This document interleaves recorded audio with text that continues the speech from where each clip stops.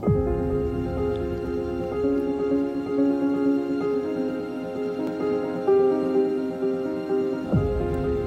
to the Experts in Dubai show, your home for deeper news, behind the scenes, and real life stories.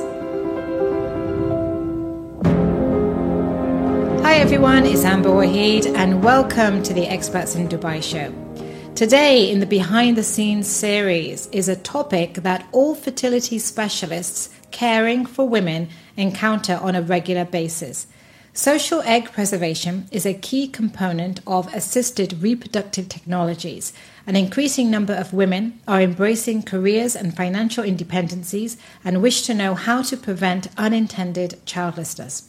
My guest today is a fertility specialist who meets such women seeking fertility preservation on an almost daily basis. His work involves consulting patients from Asia, Europe, and the Middle East.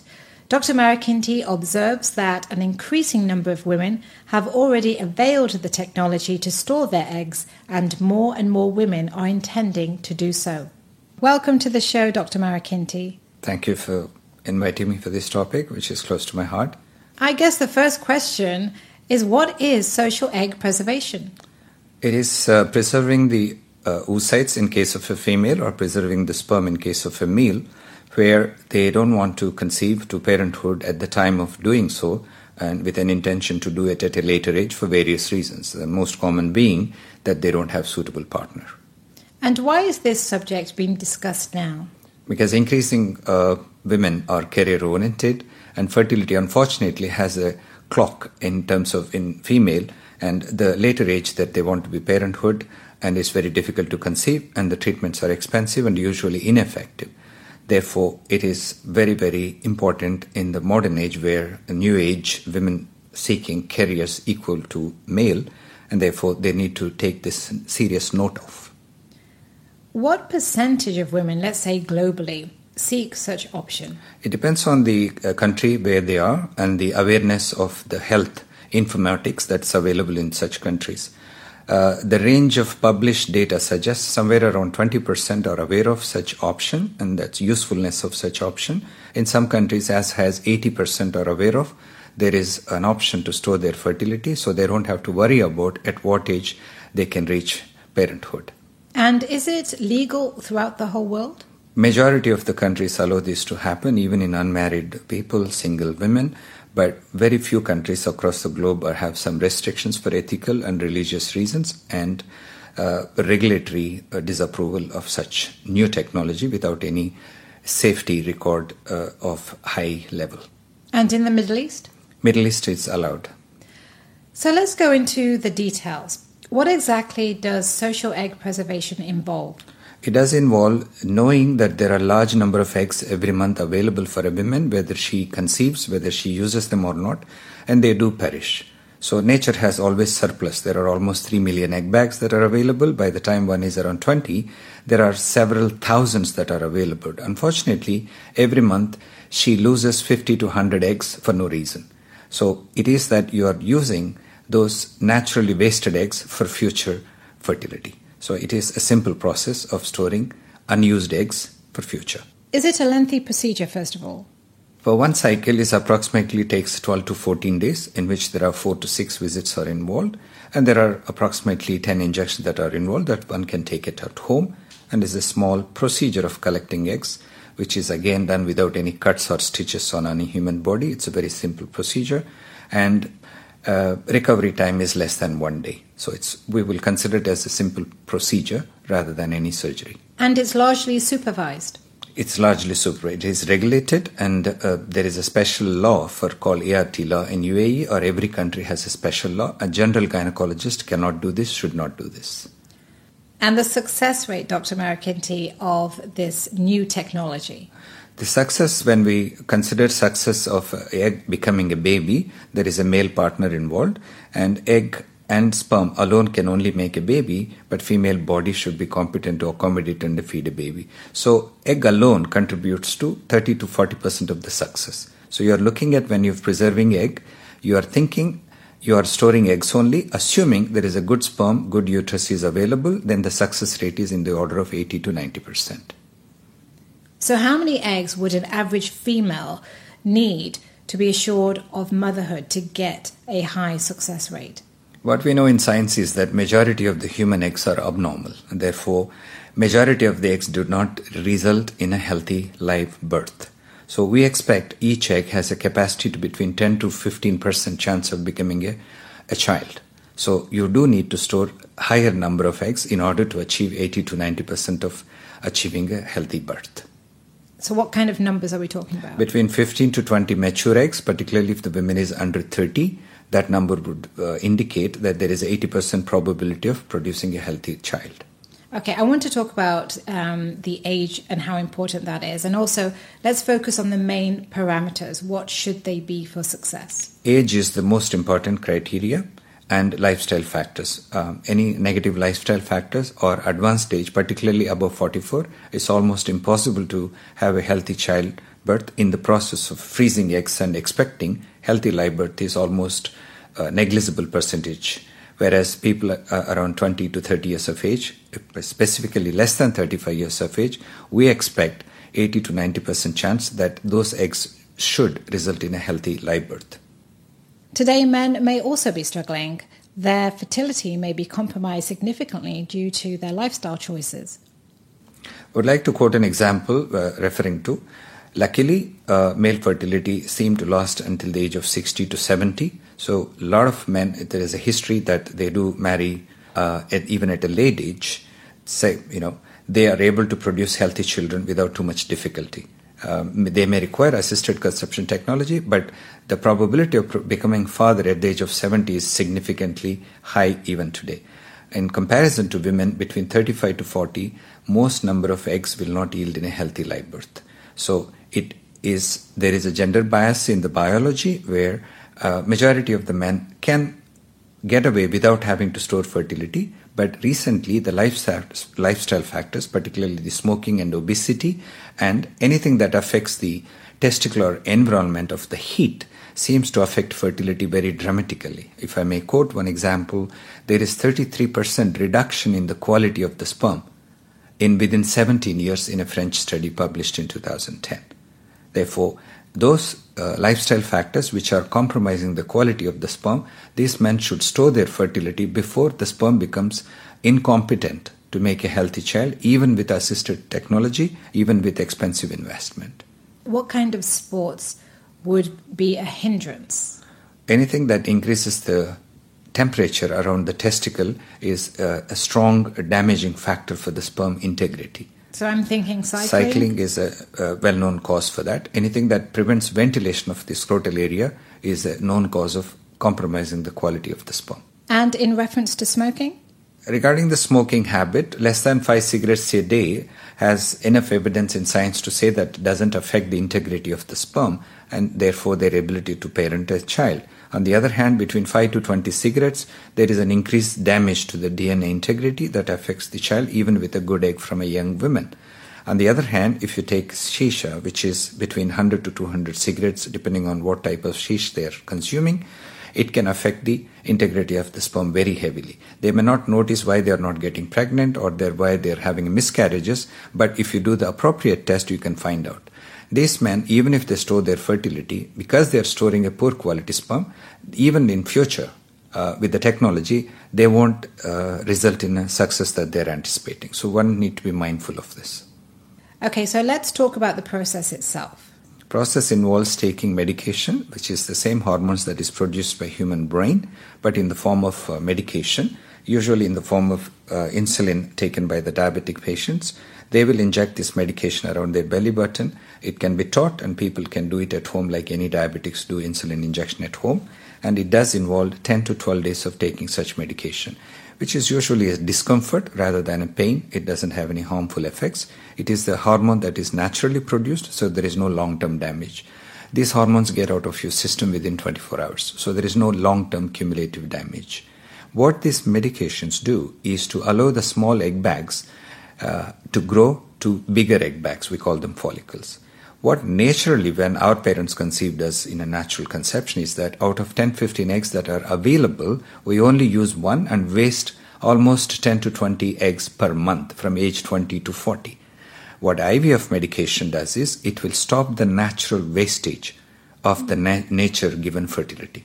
So you are making use of oocytes that were going to be died without any benefit to anyone, and you are storing them. So it is considered as it doesn't affect your future fertility. You are storing what was surplus in the first place. Is this why the doctors are highly recommending it? Because of the surplus is not wasted? Yes. It confirms, it gives confidence to the practitioners that we are not harming the natural ovarian reserve. We are only utilizing the one that would have gone wasted anyway. So it is considered as a very smooth and it doesn't have any long-term effects on the body. I need to ask this. How safe is it to the person and the procedure of storing the eggs? Because there's no long-term data in terms of newer technology with limited long-term safety. In terms of the safety of producing healthy children with this technique of storing eggs, we have at least 15 to 20 years of data. That's still young. In science, it is considered young. So it needs to be taken with a pinch of salt that unless you have 40 to 50 years of healthy children born, and those children born out of the stored eggs also should produce healthy children, that's when you can call it as you have sufficient evidence to say this technique is safe. If I bring the audience to the attention, the technique that was used originally, this technique has been there at least 20 years now, storing eggs and with a hope to become mothers at a later age. The data that came from Human Fertilization Embryology Authority, which is one of the world's largest governing body in any form of fertility treatments, is that there were only 13% success rate with stored eggs. And all those women who thought they have going to be 90% chance that they can become mothers were disappointed with the scientific data and evidence that less than 15% of people actually succeeded in their dream of storing their fertility. All the career-oriented women, and particularly in UK data, it has confirmed that you cannot rely too much on just because you are storing eggs. It doesn't mean you can guarantee of becoming a mother with the technology. So the success rate was 15% with old technology called slow freezing. Lately, in the last 15 years or so, the technology has revolutionized the safety and efficacy to as high as 90%, which means if you store eggs and the egg can come back with the same healthy condition at 90% probability. Therefore, the technology allows higher success rate in the last 15 years compared to the older technique of freezing eggs. We also have to look at the cost of all this. I mean, what is the cost to all this per treatment cycle and compared to IVF? I would say it is about 40 to 50% of the cost of IVF, whichever country one is. And depending on which country, this cost amounts to $1,000 upwards towards $6,000. In Middle East, if you want to say, it's approximately 15 to 18,000 dirhams. For one cycle of storing eggs, it could be 5 eggs or it could be 50 eggs. The cost remains the same. Some people give high numbers, some people give average, some people give below average. Depends on their fertility. So before somebody decides to proceed with this, how should they first of all condition themselves mentally and physically?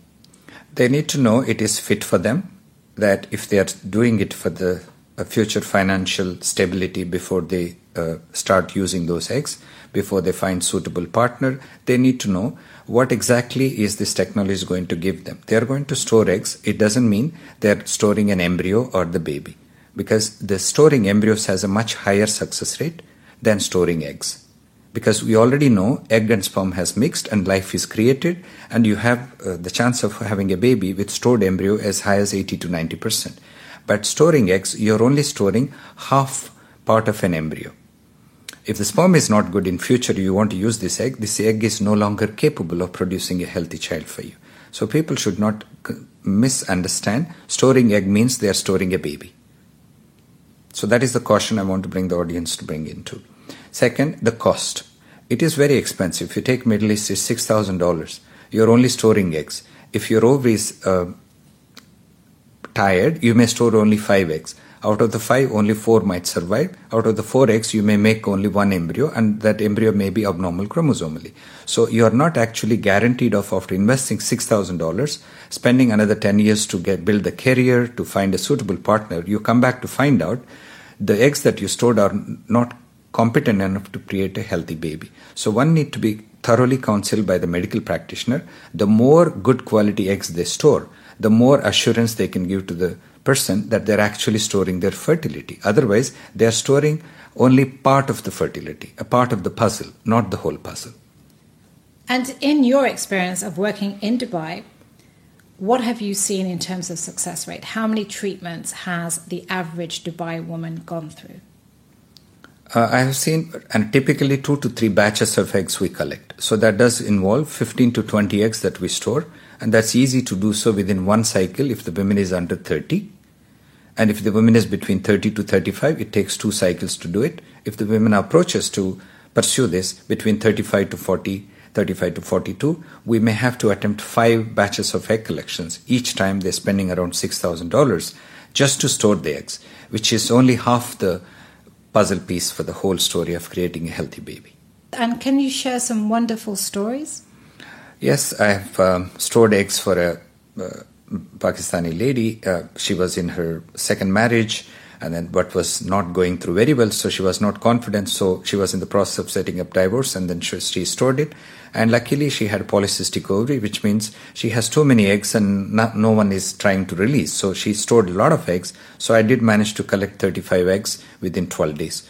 So the chance of she wanting to become mother, I would say 80 to 90% chance. This one batch of egg storing with an investment of $6,000 alone is good enough because her age and also the number of eggs that they have given. But I have another patient today that I consulted. She's 42. So even though I have 5 follicles to see, so I may be able to collect only 3-4 eggs, and I know 80 to 90% of the eggs will be abnormal even before I stored them. So I would be counseling this patient very clearly, saying it is better that she is fully aware of what she is actually investing time and effort into it. So once they are fully aware of it, we are willing to store eggs at any age group. But the success rate will be extremely low if we are trying to store eggs above age 40. And I just want to clarify this point. A healthy egg and a not so healthy egg. How can you identify that? It needs a genetic testing, which is not commonly available purely because of it is called polar body biopsy, where you know before you even store the egg, it is competent enough to create a healthy baby or not. But unfortunately, it's expensive and it's rarely done in UAE. How quickly can you see if it's a healthy egg or a poor egg? We go by how pretty they look. And we know if they are pretty eggs, and under 35 years of age you are collecting eggs, we know 60% of those pretty eggs will be strong. What's a pretty egg? We have parameters, how clean it looks, how transparent it looks, how round it looks. Those are parameters by which we call it's the 60% healthy look means it will be competent as well. So interesting. Your personal success rate, Dr. Marakinti? Those women where we stored eggs under the age of 35 and their lifestyle was good, and the number of eggs that I stored was at least 15 mature eggs, success rate is never below 90%, provided the male partner is healthy. That's amazing. So let's just end on some housekeeping points. Let's talk about ethics and regulations. There are a few countries still, they think it is artificial, it is not a natural way to motherhood. So religious guided laws, particularly in Austria, it is illegal. So, but then they have done a recent survey on womanhood, but women are increasingly asking, they want to have the autonomy of their future fertility. So they are going to challenge the prevailing law and they may change the law. So women are increasingly, now the percentage of people seeking fertility preservation or their willingness to use, if there is the need may be, is 70 to 80%. In 2013, it was around 20% of people who are aware, but those people who are aware, 80% of the people find it is very useful thing to do. So they're willing to do it if their life situation warrants to do it because the safety of the technique, but cost is the one even till date. Majority of the people who want to store fertility coming to particularly expats coming in UAE, the unique problem that I see in this country, which I want listeners to know, is that many people cannot start families in this country, particularly those expats coming with an income which is restricted to $1,000 to $2,000 per month. And $6,000 to store eggs is something, it becomes a dream, an unrealistic dream. Therefore, although they're delaying their marriage, delaying their motherhood, but they're unable to store the fertility. So the reduction in the cost of this treatment is the only way, a solution for these people. And I just want to ask a final question, Dr. Marakinti, to give some people hope. How many women over the age of 50 are still able to conceive naturally? I'm not aware of any such. I would like to answer it this way, that we do know from data from Europe, there is no definitive live birth reported of a healthy child in women over 45. In Dubai, there is no age limit for women to pursue this type of technology. Preserving fertility, we don't offer to women where we know the eggs are going to be poor quality, which means women over 45, we don't encourage them to store eggs. So finally, Dr. Marikinti, what is your take-home message here? Take-home message is that it's a very useful technique that is evolved because of the assisted reproductive technology developments. It's highly successful. For those women who are career-oriented and they didn't find the suitable partner and they can afford to do so, preserving fertility is a very highly efficient scientific technique which will give them the autonomy to start motherhood at their chosen time in their life. And it is safe to do so. Fantastic. Thank you so much. Thank you. Dr. Marikinti, if somebody wants further information on this topic, how can they reach you? I encourage women who want to understand more about assisted reproductive technology in specific context of storing their fertility, both male and female, read the most highly reliable website called Human Fertilization Embryology Authority, hfea.gov.org, which will give information on every detailed component of this technology, safety and efficacy. And if they want to have a free consultation with me, same day, they can reach me by email marikinti@gmail.com, marikinti@gmail.com. I'll be more than happy to provide all the necessary information relevant to their social context. Perfect. Dr. Marikinti, thank you so much. Thank you. It's my pleasure to have discussed this very important topic.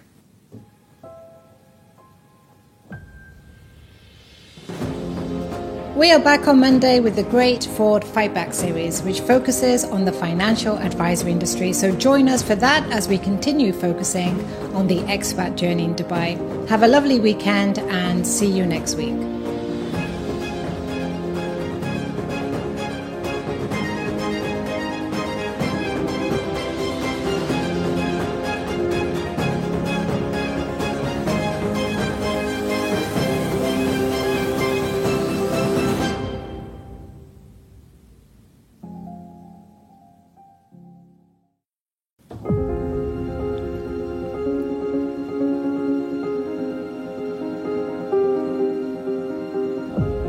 Welcome to the Expats in Dubai show, your home for deeper news, behind the scenes and real life stories.